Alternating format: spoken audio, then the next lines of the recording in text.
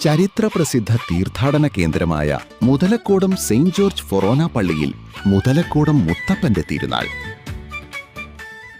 മറ്റത്തിൽ മുത്തി പടുത്തുയർത്തിയ ആ ദേവാലയം ഇന്നറിയപ്പെടുന്നത് വിളിച്ചാൽ വെളിപ്പുറത്തെത്തുന്ന മുതലക്കോടം മുത്തപ്പന്റെ പേരിലാണ്.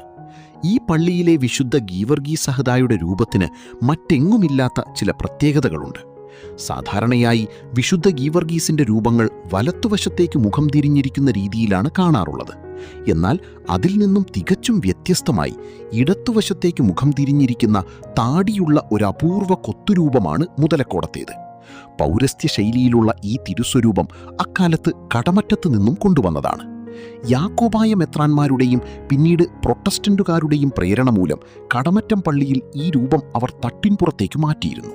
എന്നാൽ മുതലക്കോടത്ത് നിന്ന് കടമറ്റത്തേക്ക് കുടിയേറിയവരും എല്ലാ വർഷവും ഇവിടെ നേർച്ചയ്ക്കായി വരുന്നവരുമായ മറ്റത്തിൽ കുടുംബക്കാരുടെ ശുപാർശ പ്രകാരം കടമറ്റത്തെ ആനിക്കശ്ശേരിൽ പൗലോസച്ചൻ ഈ രൂപം മുതലക്കോടം പള്ളിക്ക് നൽകുകയായിരുന്നു.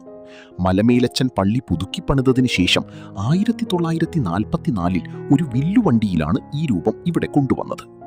ഈ രൂപത്തിനു മുന്നിൽ നിന്ന് പ്രാർത്ഥിക്കുമ്പോൾ മുത്തപ്പൻ തങ്ങളെ നേരിട്ട് കേൾക്കുന്നു എന്നാണ് ഓരോ വിശ്വാസിയുടെയും അനുഭവം.